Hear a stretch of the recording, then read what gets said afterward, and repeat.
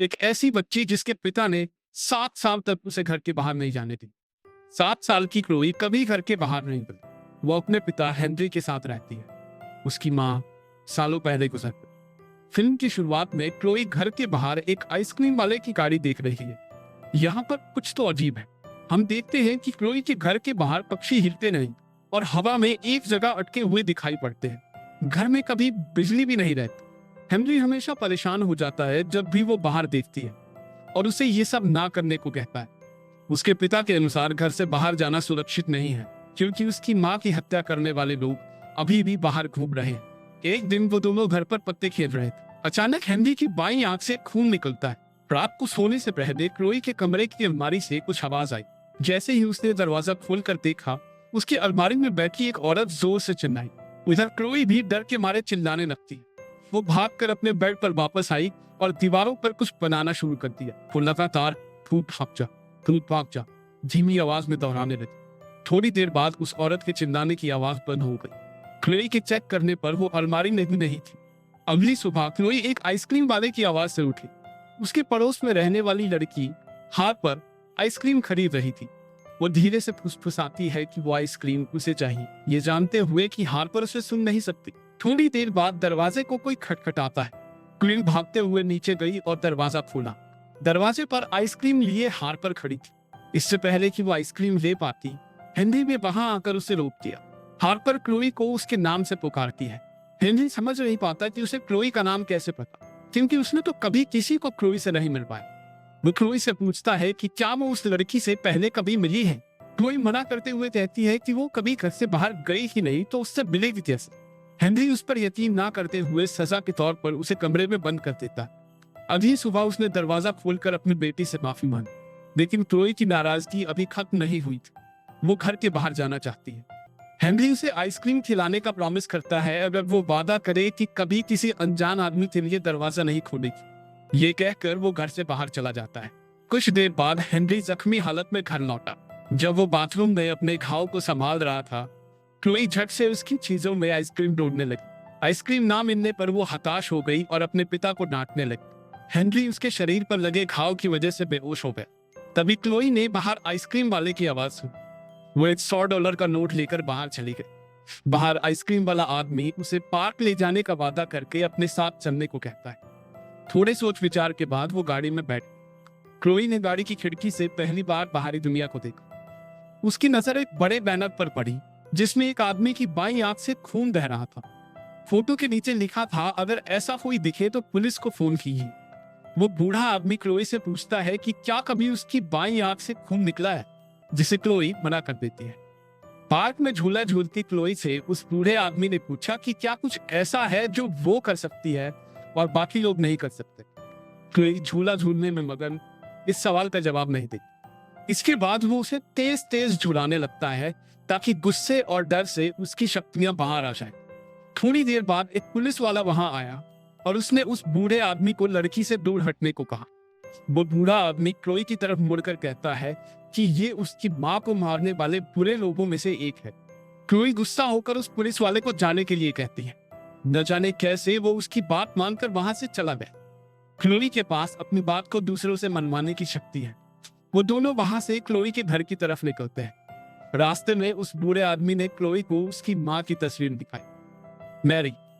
असल में ये बूढ़ा आदमी कोई और नहीं, उसका नाना एलन है। जाने से पहले वो क्लोई को एक पाउडर देता है जिसे अगर वो अपने पिता हेनरी को पिला देगी तो वो दोनों ऐसे ही बाहर घूमने जा सकते हैं। कुछ घंटों बाद हेनरी बेहोशी की हालत से बाहर आया। क्लोई अपने कमरे में ड्राइंग कर रही थी। हेनरी को देखकर उसका गुस्सा फूट पड़ा। वो अपने पिता से कहती है कि उसने क्लोई को आज तक सब कुछ झूठ कहा और घर के बाहर कोई बुरे लोग नहीं है। इस बात पर दोनों बाप बेटी में खूब लड़ाई हुई। क्लोई अकेली लेती अपनी माँ की तस्वीर को निहारते हुए सोच रही थी कि अगर वो साथ होती तो उनकी जिंदगी कैसी होती। अचानक उसकी अलमारी से आवाजें आने लगती। अलमारी खोलने पर उसे वही औरत फिर से दिखाई देती है, लेकिन इस बार वो समझ जाती है कि ये उसकी माँ मैरी है। उसने मैरी के पास जाकर अपना परिचय दिया, लेकिन मैरी अपनी बेटी को गले लगाने की बजाय चिल्लाने लगी कि ये उसका भ्रम है और क्लोई असली नहीं हो सकती। क्लोई डर कर अलमारी से बाहर चली आई। ऐसा लगता है कि क्लोई के पास एक और शक्ति है। कि वो किसी से दूर होने के बावजूद उसे देख और बात कर सकती है। सुबह उठने पर जब वो बाहर आई तो हेनरी टीवी देखते देखते सो रहा था। टीवी पर न्यूज चैनल लगा हुआ था, जिससे क्लोई को पता चला कि दुनिया में फ्रीक्स नाम से बुलाए जाने वाले लोग भी रहते हैं, जिनके पास करिश्माई शक्तियां होती हैं।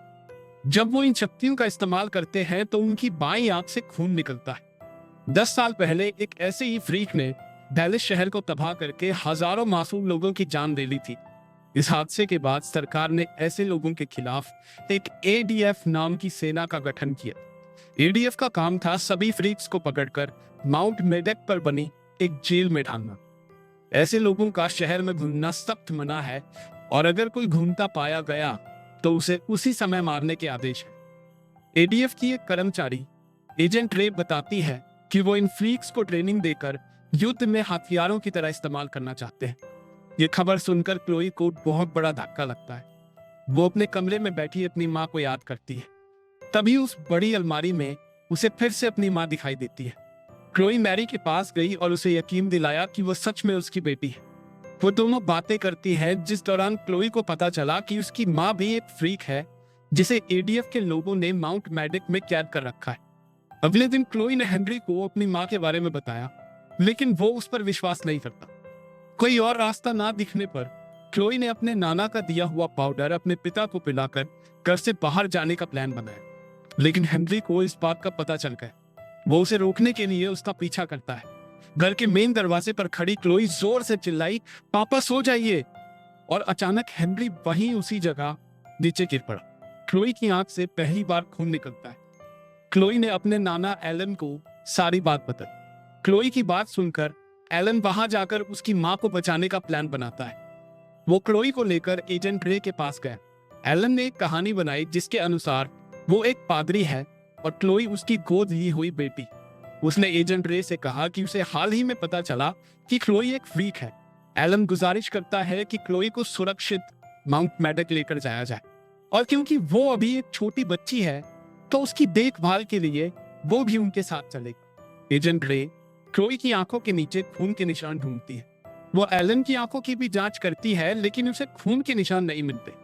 सब कुछ प्लान के मुताबिक चल रहा था, लेकिन जब रे क्लोई को बार बार फ्रीक कहकर बुलाती है तो क्लोई को गुस्सा आ जाता है। ये सोचकर कि क्लोई खतरनाक हो सकती है, रे ने अपने और साथियों को बुलाया। किस्मत से वो दोनों गायब होकर वहां से भाग निकलते हैं।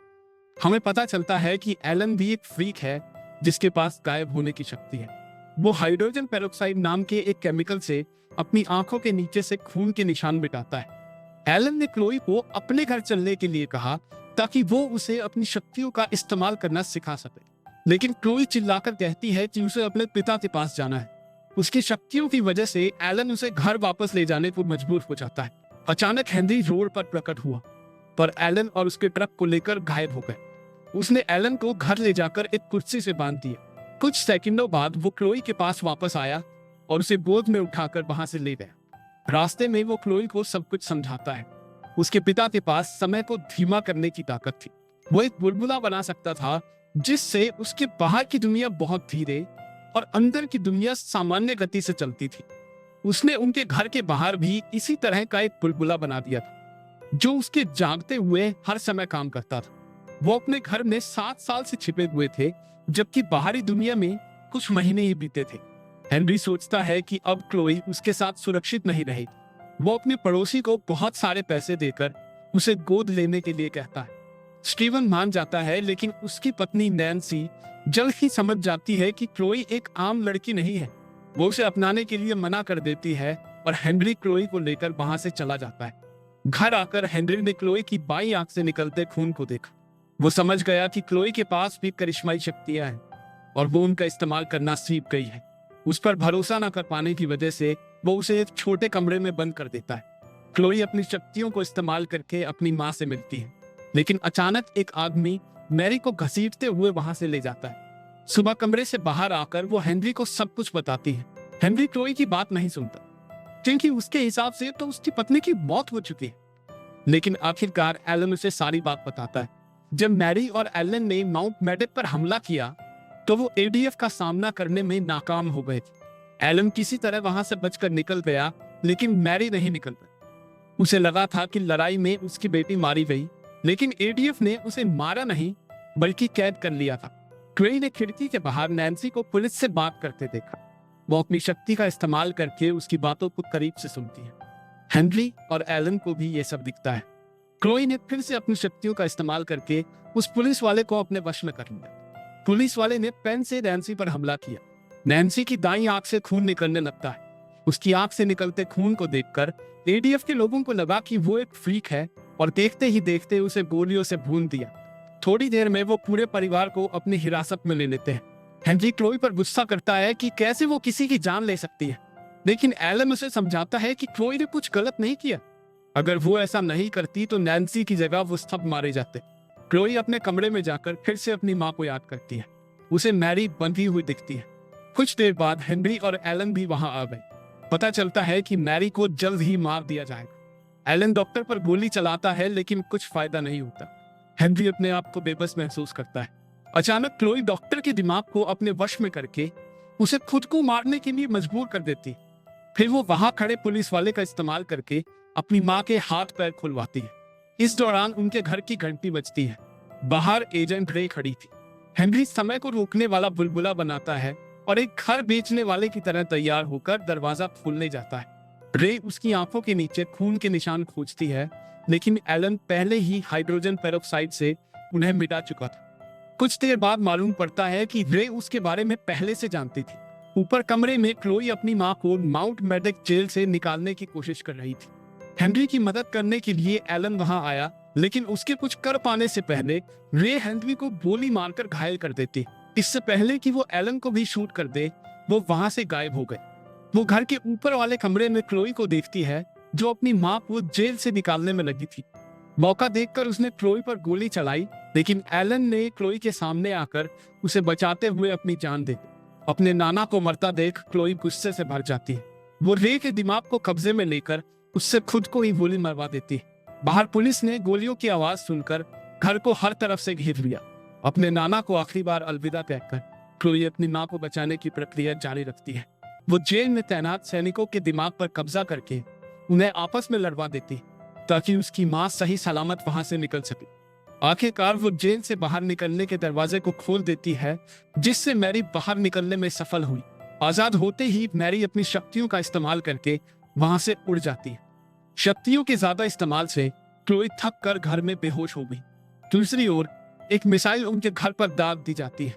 हेनरी एक आखिरी बार अपनी शक्तियों का इस्तेमाल करके किसी तरह उसे घर के बाहर ले आता है। क्लोई के उठने पर हेनरी उसे कहता है कि वो दुनिया की सबसे अच्छी बेटी है और उसे दुख है कि वो अपनी बेटी के साथ एक आम खुशनुमा जिंदगी नहीं बिता पाया। हेनरी मर जाता है। अचानक बाहर से गोलियां चलने लगती हैं। एडीएफ के लोग अभी भी क्लोई को ढूंढने की कोशिश कर रहे हैं, लेकिन मैरी वहां आकर उसे बचा लेती है। वो दोनों पहली बार मिलते हैं। मैरी उसे वादा करती है कि वो हमेशा उसे छुपा कर रखेगी और किसी को उसे नुकसान नहीं पहुंचाने देगी, लेकिन क्लोई कहती है कि बस अब बहुत हुआ। वो डर की जिंदगी नहीं जिएगी। उनका जहां मन करेगा वो रहेगी और एक आम जिंदगी जिएंगी। मैरी उसकी बात सुनकर मुस्कुराई और उसे गोद में लेकर वहां से उड़ गई। वीडियो पसंद आई तो लाइक कर देना, चैनल को सब्सक्राइब कर देना और कमेंट्स में ये जरूर बताना कि अगर आपके पास ऐसी शक्तियां होती तो आप क्या करते।